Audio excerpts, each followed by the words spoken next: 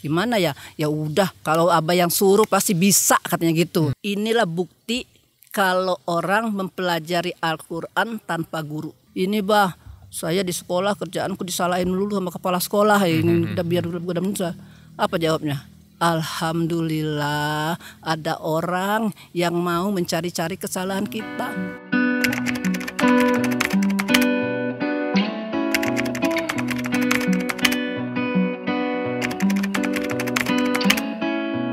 Ini kalau beberapa episode sebelumnya saya kedatangan Pak Haji Maksa.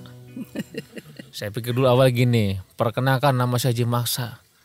Apa tuh Pak Haji? Maksum Saputra. Nah, alhamdulillah sekarang ketemu Ibu. Gimana kabar Bu Haji, sehat ya? Alhamdulillah sehat. Ini Bu Zulaida Napi ini pensiunan guru. Guru. 2008. Saya kalau ingat guru, saya juga ingat ibu. Kan ibu saya juga guru. Oh, guru. Kalau Bu Zulaida guru SMK. SMK. SMK di mana tuh kalau boleh Di tahu? Tanjung Priuk. Tanjung Priuk. Tanjung Priuk Cilincing malah di ujung Nama timur. SMK-nya apa tuh? SMK Negeri 49. SMK Negeri 49. Iya. Dulu ngajar apa nih Bu Haji? Akuntansi. Oh, akuntansi. Ini urusan duit nih. Iya, cocok tuh, di cocok. IBJ.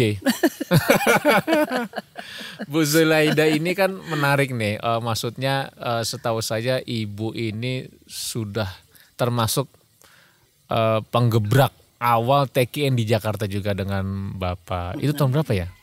Kalau saya diajak ke Suryalaya itu Desember 1973. Saya belum lahir. Nah itu dia. 1973 itu berarti usia berapa nih Bu Haji? Oh Saya, gitu aja. 24. 24 itu baru nikah atau Ya, sebelum nikah? baru nikah bulan November nikahnya. Nah, diajak ke sana, sananya Desember. November nikah, Desember bulan diajak. madu ke Tasikmalaya. Betul, iya. Kok mau bulan Nah, madu ke itu dia. Tasikmalaya tuh? Apa tuh Bu Haji? Ya diajak, mula-mula diajak kan gini, yuk ikut ke pesantren. Ada apa? Saya bilang ngapain itu. Ya mau diislamin dulu. Kan marah juga sedikit. Enak aja mau diislamkan. Orang tua saya Islam dari kecil juga, saya orang tua semua Islam juga. Enggak apa-apa. Dia nadanya sih bercanda ya. Ya tapi ya ikut aja, enggak ada yang salah kok. Itu cuma kita hanya apa gitu, cuma gitu. Pesantren kan pasti udah tahu namanya pesantren, pasti ada hal-hal yang berhubungan dengan agama ya udah itu. Jadi 73 Desember 73. Iya. Apa tuh? Itu pengasabah mungkin. Wih, pas pengasabah lagi gagah-gagahnya itu sekitar tahun umurnya barangkali 60-an kali saat 60-an itu. ya? Iya. Bu Haji mohon maaf nanti biar suaranya nanti bagus, bicaranya ke mic aja. Oh gitu. Iya. Jadi tahun 73 tuh Abah mungkin masih, Abah itu 1915. Iya, masih ini Masih muda, iya. Orang dia ngimamin sholat hampir 5 waktu tuh di beliau yang ngomong sholat. Iya, belum semuanya. Belum 60 berarti Belum tuh. ya, belum Hampir 60 lah. Iya. Beliau kan berarti kan kalau 75 tuh 60. Masih sempat ketemu Umi yang pertama. Cuma ada tapi Umi yang Haja pertama tapi Umi tuh udah agak sakit-sakitan. Umi Haja Is itu wafat 78 ya? 76 kalau nggak salah. 76 ya? Sekitar itulah. Oh Masya Allah. Gimana tuh pertama kali jumpa pengasabah kesannya itu? Ya mula-mula sih karena saya tuh awam ya dengan pesantren, ya kayaknya ya biasa-biasa aja mula-mula. Nah, terus disuruh bareng dengan mertua, orang tuanya Pak Maksum. Oh gitu. Diajak sana rame-rame diantar gitu. Ya memang Pak Maksum bapaknya memang sering ke sana.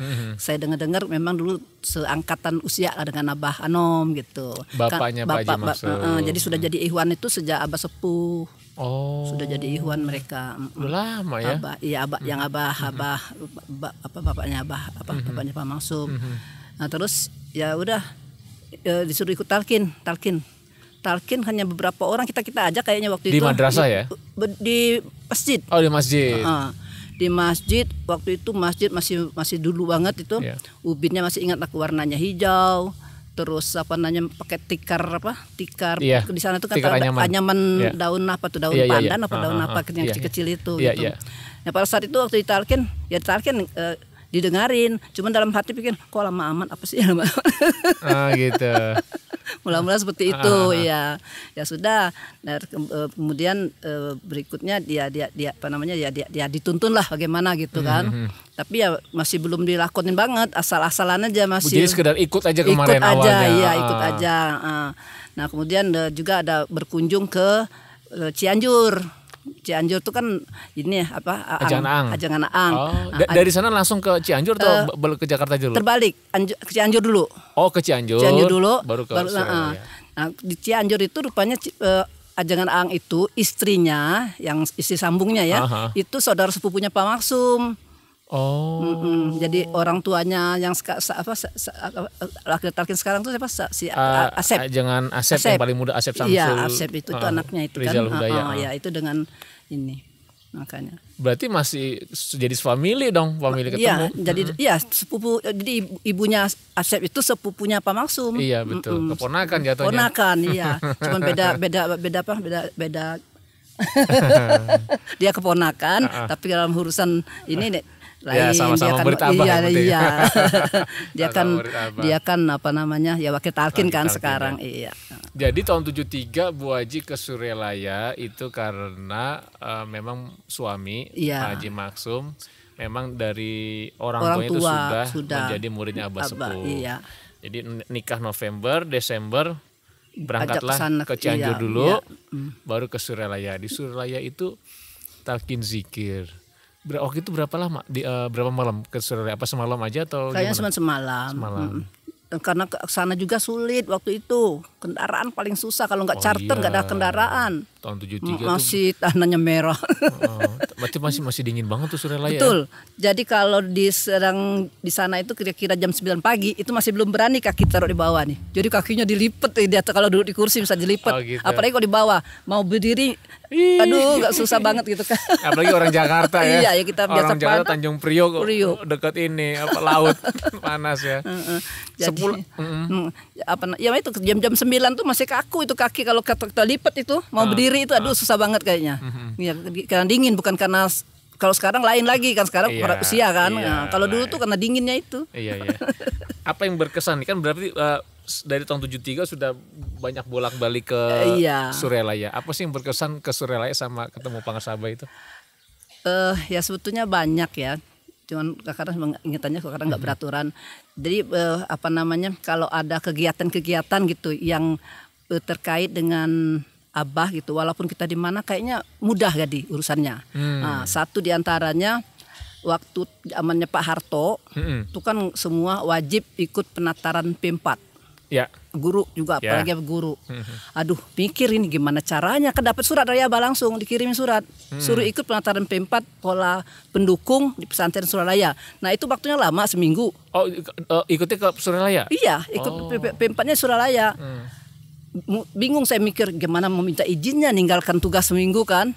Ngomong dengan bapak mertua, Bah, manggilnya Abah juga, Bah, ini ada disuruh Abah ke Suralaya gitu ngikutin penataran P4. Saya bilang gitu, gimana ya? Ya udah, kalau Abah yang suruh pasti bisa katanya gitu. Ya udah, Bismillah aja, langsung lapor pas sekolahnya lagi sendirian. Permisi, Assalamualaikum Pak. Ya ada apa? Ini peminta izin, saya bilang gitu. Saya disuruh guru saya di pesantren mengikuti penataran P4. Dia bilang tapi lama nih nginepnya, paling nggak seminggu gimana. Dia nggak apa-apa, boleh. Alhamdulillah. Tapi anak-anak jangan terlantar ya katanya. Maksudnya kasih tugas. Ya karena saya itu pelajaran tata buku agak gampang itu. Kasih tugas yang banyak itu sebulan juga nggak kelar. Itu tahun berapa tuh ke penataran P4-nya? Aduh, lupa tahunnya ya. Pokoknya lagi gencar-gencarnya.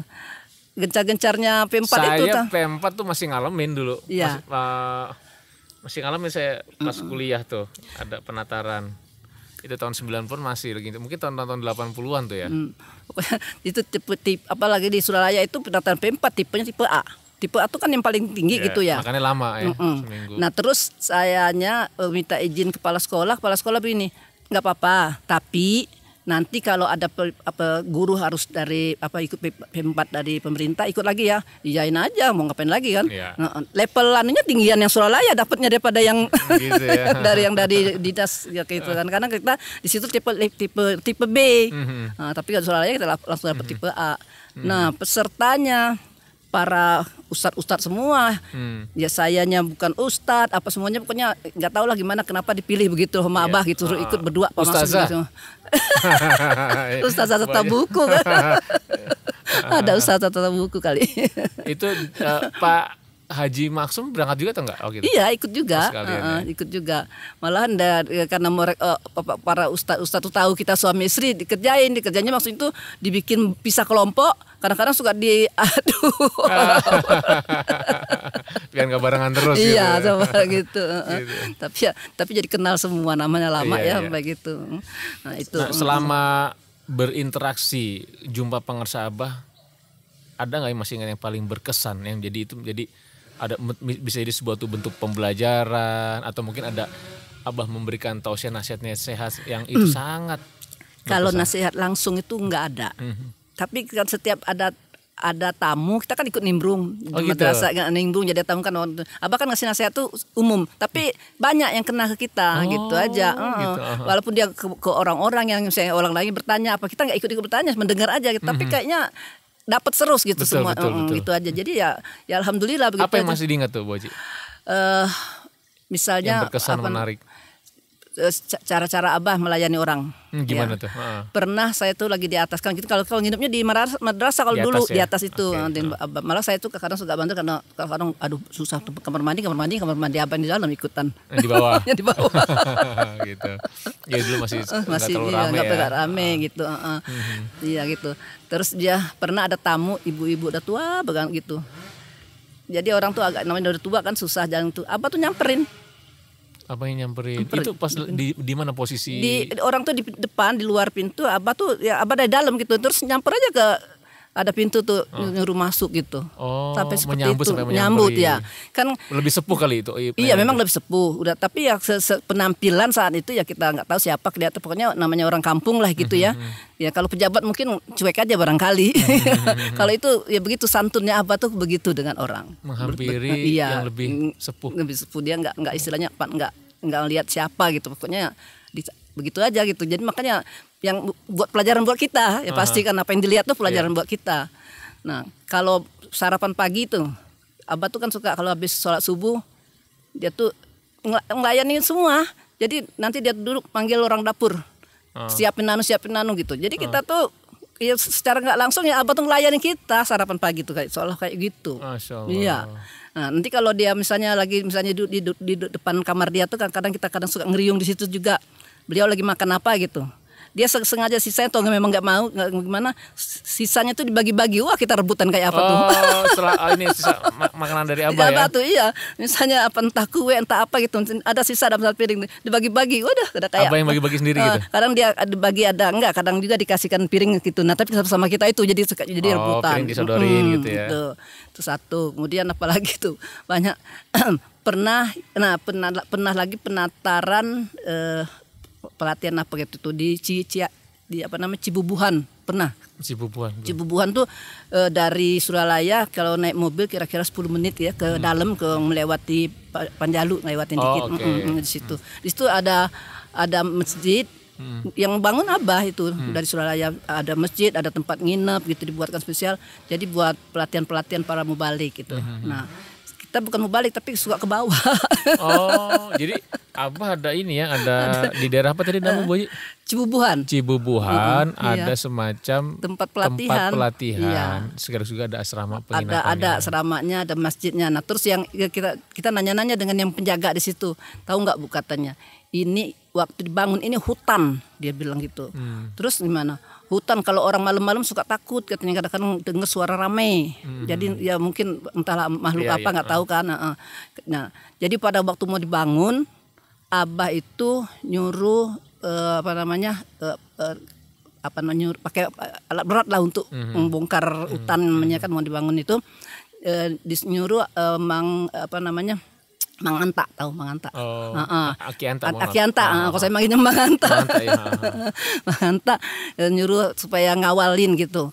Itu Manganta tuh kan sudah termasuk tangan kanannya Abah. Betul. Pada saat dia ke situ, itu mesin nggak ada yang mau nyala. Mesin alat berat itu. Ya kualan dah Mangantanya kan, akhirnya lapor. Karena lapor ya Abah sendiri yang turun. Begitu Abah turun apapun pokoknya langsung beres saja gitu. Mesin tuh nyala semua, orang kerja tuh lancar-lancar semua. Oh gitu. Itu gitu seperti itu. Nah, jadi itu dibantu seperti itu. Sampai ikut di situ itu pun ada orang Malaysia kalau nggak salah. Iya Malaysia. Dia anaknya juga dia bertiga gitu. Dia ngajak anaknya ikut. Anaknya nggak mau tadinya. Dia ultimatum orang tuanya kalau nggak ikut nggak boleh pergi ke dia kan pengen keluar negeri kemana-kemana gitu ya orang. Syaratnya harus itu dulu. Kalau situ dulu baru boleh ikut itu. Sampai sebegitunya orang-orang luar pun ya sampai gitunya. Ya udah kita ikut lah pokoknya Nah di situ ada peristiwa yang sedikit aneh barangkali apa nggak tahu lah pokoknya buat yang kita awam sih aneh lah tapi ya buat itu enggak. Itu ada yang namanya Ustadz Ma'ruf, tahu nggak Ustadz Ma'ruf? Ustadz Ma'ruf. Jadi kita itu kalau subuh caranya orang panitianya dikasih absen blanko. Nah, jadi datang itu harus isi presensi gitu. Absensi karena lagi pelatihan nih ya. Waktu pelatihan ya absensi tapi di situ nggak ada namanya kita siap. Jadi maksudnya siapa datang duluan gitu. Karena mulai jam 2-an kan terus bangun mandi dan sebagainya gitu. Nah, di situ ya itulah. Kalau yang dokter, ada dokter salah satu pesertanya, mungkin ilmunya beda dokter, yang nggak mau mandi malam itu, mungkin ukuran dia kan lain kan, kalau mandi malam gimana rematik, gitu kan, iya, gitu ya. kita nggak mau. Nah, terus yang Ustadz Ma'ruf, pas kita hari terakhir, sholat subuh, zikir, jadi kita mulai sholat malam masing-masing kan, pasti subuh baru berjamaah, zikir bareng-bareng, kita selesai zikir, Sayyiduna.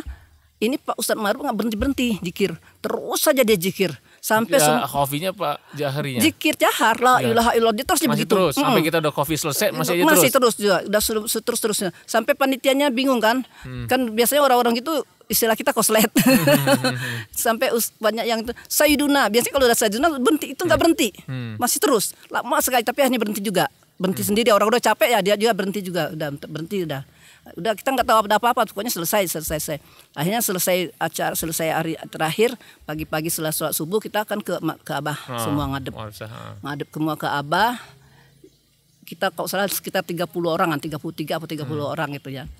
Jadi sarapan pagi udah disiapin sarapan pagi, tahu nggak, khusus untuk sarapan itu untuk kami yang rombongan pelatihan dari pelatihan. Yang lain ditunda dulu di luar, itu ada penjaganya pokoknya orang-orang diutamakan ya. Diutamakan.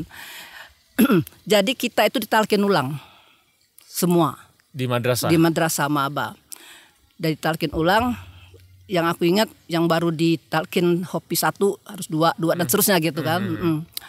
Pas selesai mau salaman, yang namanya Pak Ustadz Ma'ruf itu kayak orang pencak silat di depan Abah. Kita kan bisa salaman semua. Pas dia nggak bisa salaman, nggak nyampe. Dia sampai bersilat di depan Abah itu. Ya kita diam aja.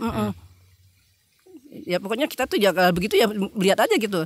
Nah saya ingat terus ada kalau nggak salah ajangan gaos ngambilkan air gitu kan, kasihkan ke Abah gitu, dikasihkan ke dia tuh. Baru dia ini udah. Kita belum tahu nih ada apa nih, belum tahu. Kita nggak tanya dalam hati aja ada apa gitu, nggak tahu lah. Selesai. Ya udah sudah agak siangan. Nah waktu sarapan itu juga bikin nangis. Nangis kenapa? Abah sendiri yang ngasih piring satu kita. Masya Allah. Ke seluruh peserta Bu Haji ya? Semua.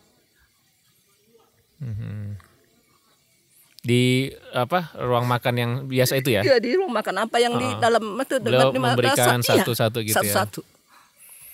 Sampai selesai kita tuh dikasih satu-satu gitu.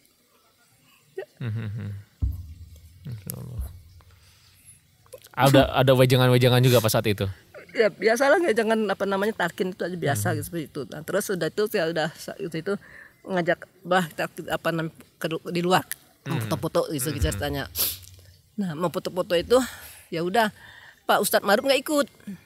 Tapi sarapan ikut? Makan sudah, Sarapan selesai sudah, semua. Dia sudah sadar itu udah tuh, terus kita makan sarapan keluar semua kita tuh keluar. Kita aku masih ingat foto-foto sama Abah, foto udah nggak ada yang menarik tuh waktu iya. keluar masih ada. Kita foto pakai roll masih pakai roll. Masih zaman dulu soalnya. Jadi pas saya foto-foto sama Abah, tapi Pak Ustadz Maruf tuh nggak ikut dia nggak ikut, dia pergi ke ziarah Ke atas. ke atas sendirian udah. Kita liatin aja dia ziarah, ya udah nggak masalah kan, itu namanya kita nggak ada ya nggak, bukan suatu keharusan kan. Kita berfoto dengan Abah. Udah setelah itu dia turun, pas dia turun dia kan berdua dengan temennya baru ngajak, pas dia turun temennya nyamperin, yuk kita ziarah. Dia ngomong gini, tadi diajak tidak mau, ngomongnya gitu yang Pak Ustadz Marufnya, suaranya beda. Ya, sendiri aja bersama katanya. Bingung kan yang diajak ngomong ini bingung. Ya udah akhirnya selesailah semuanya, pulang bareng ceritanya. Pas pulang bareng, mobil yang ditumpangin itu yang punya itu Ibu Lutfi.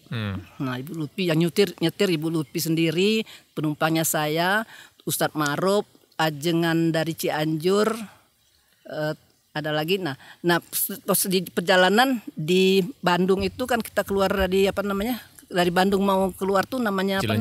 Bukan kalau Cilinyi Mas. Oh ini Rancaikek. Yang lama. Oh. Yang lama. Jadi habis dari belum ada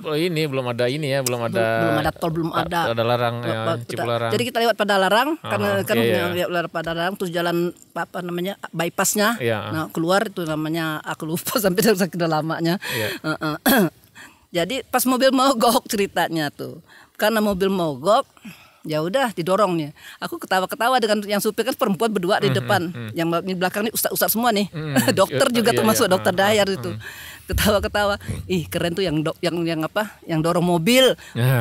Ajengan dokter gitu-gitu ya. Kita ketawa ketiwi kan. Udah dorong sampai ketemu bengkel kan. Nah, ditaruh di bengkel. Selama nunggu, nah aku iseng nanya sama yang ustadz ini, Pak Maruf. Pak Ustadz, tadi pagi kenapa sih Pak Ustadz gitu? Dia cerita.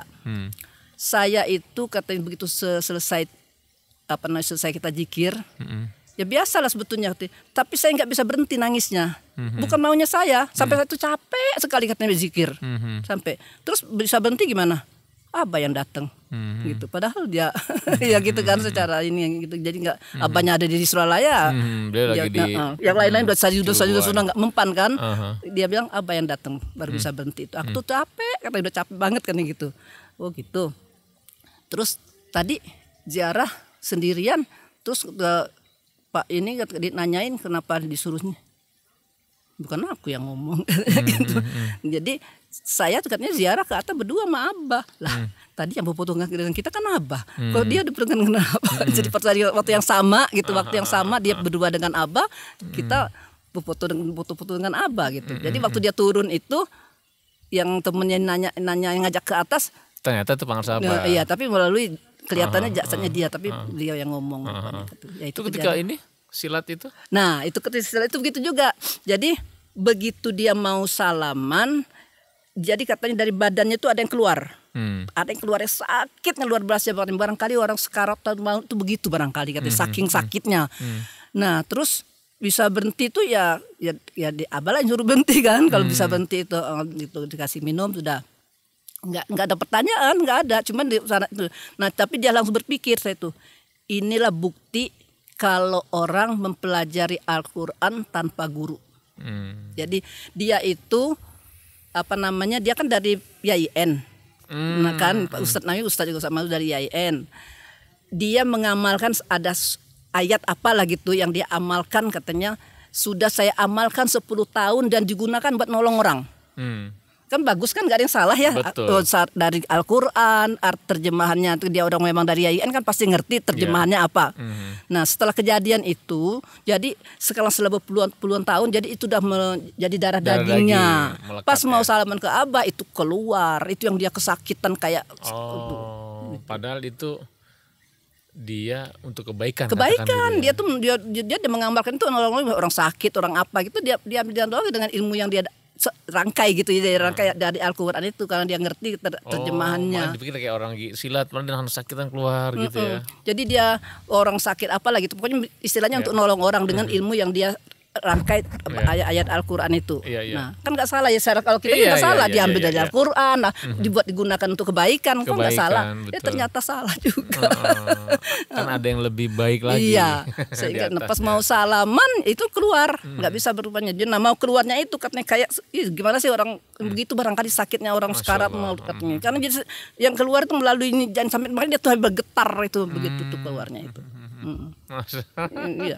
Jadi kita kan memang sering dengar ceramah-ceramah misalnya berguru tanpa guru yang Betul. ini gitu. Tapi kan cerita aja kita nanya ini Pengalamannya. iya, pengalaman orang itu sendiri yang Iya, ngalamin.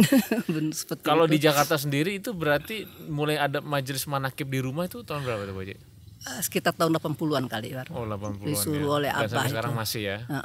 Cuman sekarang jemaahnya makin habis karena pertama banyak yang sudah tempat manakib makin banyak. Makin banyak. Yang di tempat saya tinggal yang sepuh-sepuh, tinggal Sebut sebagai juga udah ini ya. Iya, aku tanya juga Pak Ustaz dengan Andri. Andri bilang ini lama-lama biasa zaman di mana-mana juga begitu kata. Iya.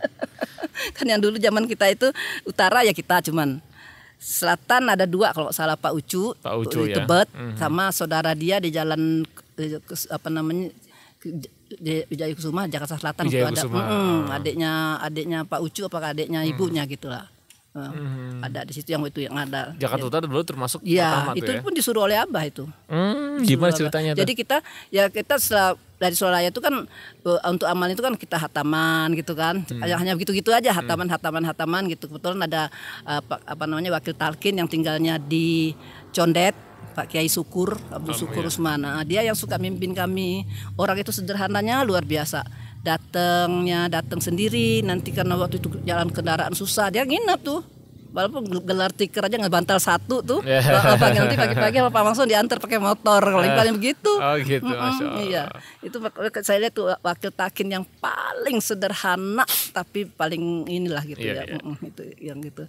Ya seperti itu nanti karena kita kan sering bolak-balik Suralaya kan, jadi ya selalu ada aja jangan pesan apa gitu. Iya. Salah satu disuruh manakib. Buka majelis manakib. Nah, pertama kali penuh banget sih sampai di halaman rumah gitu. Rumah kita kecil kok. Jadi halaman itu termasuk Pak Ucu datang. Masya Allah. Pak Ucu datang apa ini? Ya. Nah, tuh kalau kita lagi zikir di rumah misalnya tetangga tuh suka dianggap apa nggak tahu lah. Ada anak kecil suka joget di luar kalau lagi zikir. Tapi sekarang udah ini dong seiring Udah waktu mereka akhirnya juga terbiasa. udah nggak ya. lagi ya. Ya seperti itu. Nah, ya udah berjalan aja terus seperti biasa.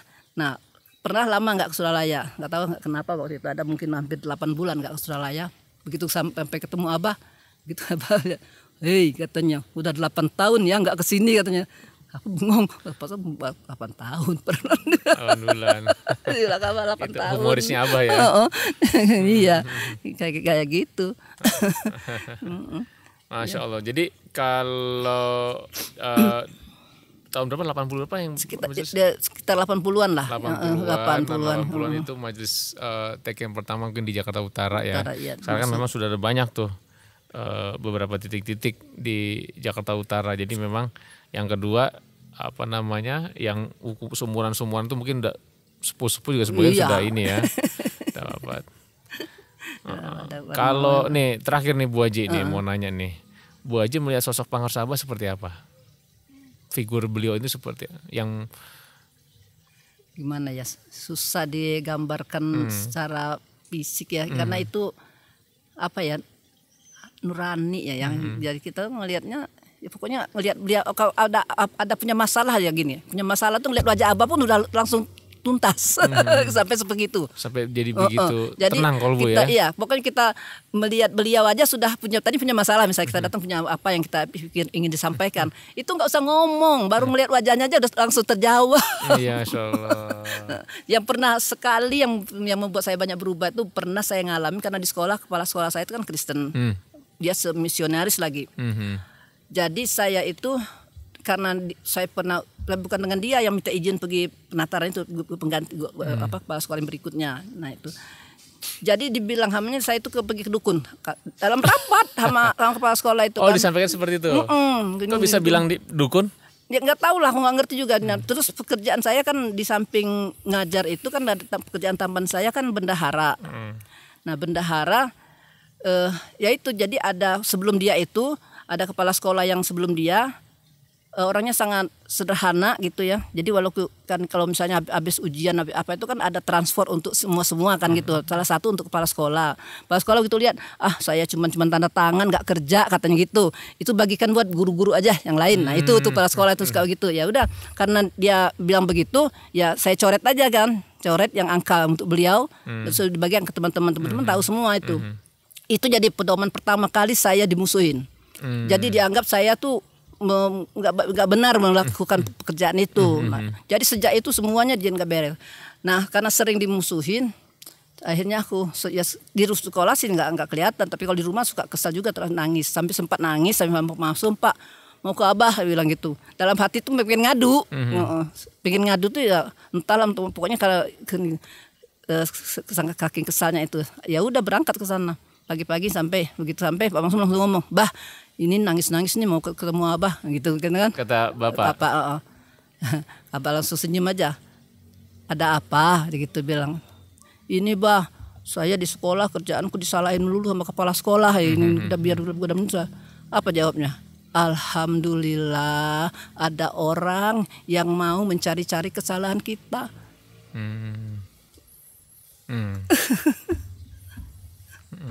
Jadi ini ya, beliau selalu merespon dengan positif ya. Iya.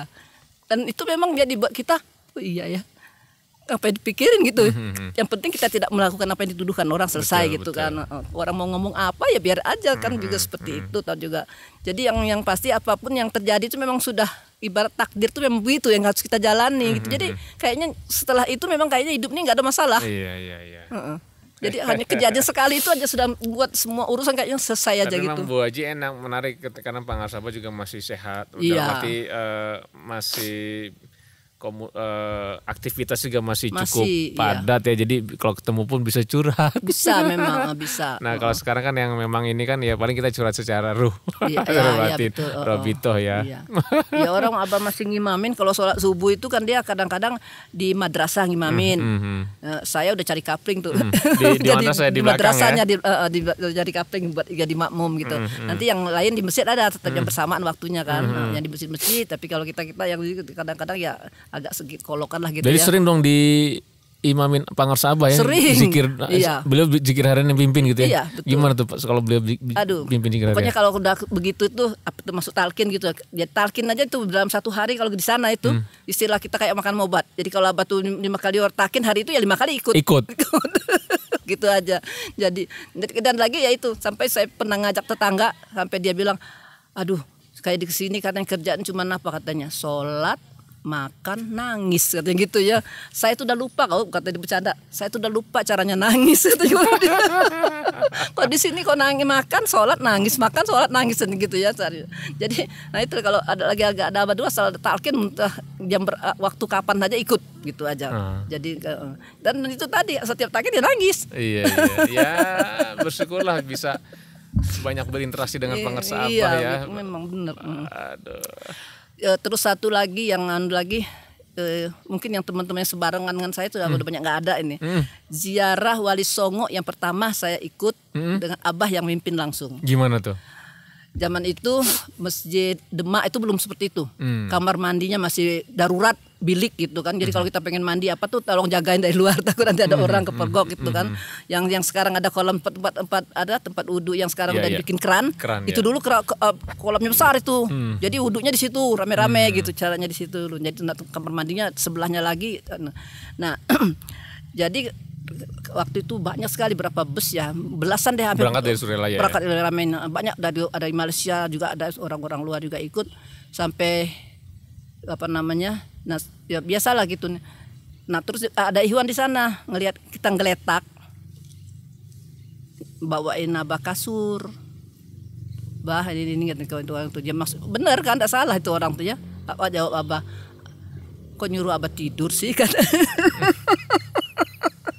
Abah lagi duduk tuh ya? Iya kan biasa lah ngeriung, pokoknya di mana ada Abah tuh nggak mungkin dia Abah sendiri, pastilah banyak orang kan ya, pasti banyak orang gitu.